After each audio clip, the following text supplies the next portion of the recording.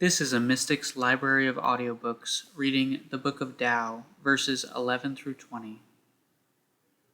30 spokes unite around the nave. From their not being, the loss of their individuality, arises the utility of the wheel. Mold clay into a vessel. From its not being in the vessel's hollow, arises the utility of the vessel. Cut out doors and windows in the house wall. From their not being empty space, arises the utility of the house. Therefore, by the existence of things we profit, and by the non-existence of things we are served. The 5 colors blind the eyes of man. The 5 musical notes deafen the ears of man. The 5 flavors dull the taste of man. Horse racing, hunting, and chasing madden the minds of man. Rare, valuable goods keep their owners awake at night. Therefore the sage provides for the belly and not the eye. Hence, he rejects the one and accepts the other. Favor and disgrace cause one dismay. What we value and what we fear are within ourself. What does this mean? Favor and disgrace cause one dismay. Those who receive a favor from above are dismayed when they receive it and dismayed when they lose it. What does this mean? What we value and what we fear are within ourself. We have fears because we have a self. When we do not regard that self as self, what have we to fear? Therefore, he who values the world as his self may then be entrusted with the government of the world, and he who loves the world as his self, the world may then be entrusted to his care. Looked at, but cannot be seen, that is called the invisible. Listened to, but cannot be heard, that is called the inaudible. Grasped at, but cannot be touched, that is called the intangible. These 3 elude our inquiries, and hence blend and become one. Not by its rising is there light, nor by its sinking is there darkness. Unceasing, continuous, it cannot be defined, and reverts again to the realm of nothingness. That is why it is called the form of the formless, the image of nothingness. That is why it is called the elusive. Meet it, and you do not see its face. Follow it, and you do not see its back. The wise ones of old had subtle wisdom and depth of understanding, so profound that they could not be understood. And because they could not be understood, perforce must they be so described. Cautious, like crossing a wintry stream.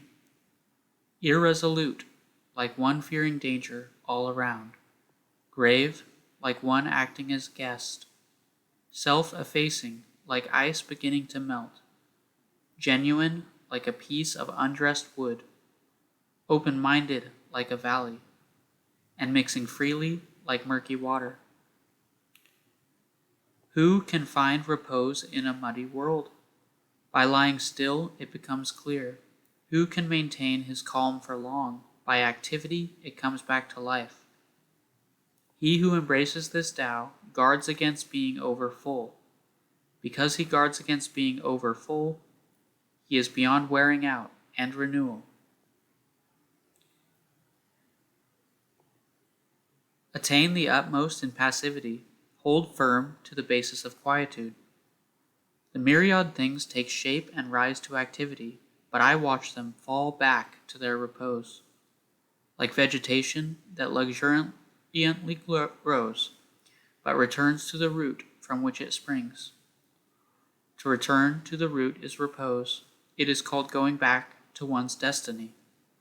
Going back to one's destiny is to find the eternal law. To know the eternal law is enlightenment, and to not know the eternal law is to court disaster. He who knows the eternal law is tolerant. Being tolerant, he is impartial. Being impartial, he is kingly. Being kingly, he is in accord with nature.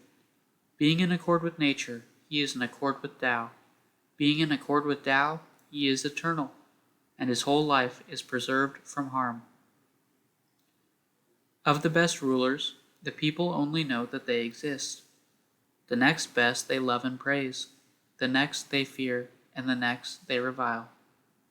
When they do not command the people's faith, some will lose faith in them, and then they resort to oaths.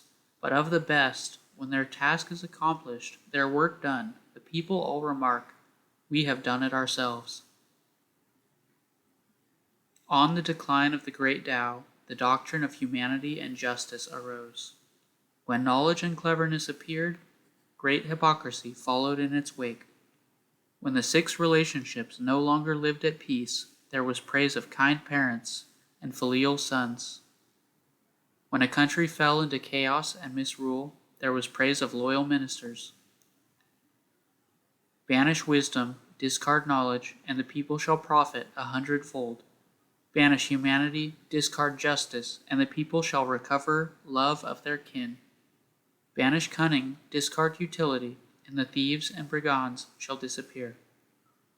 As these three touch the externals and are inadequate, the people have need of what they can depend upon.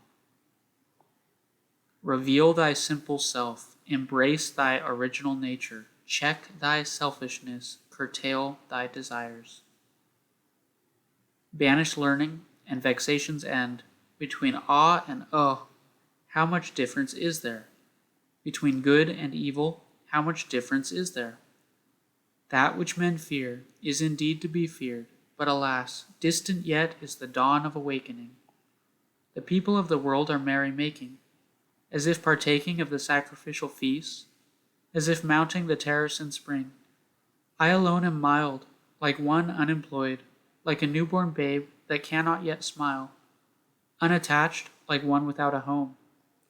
The people of the world have enough and to spare, but I am like one left out. My heart must be that of a fool, being muddled, nebulous. The vulgar are knowing, luminous. I alone am dull, confused.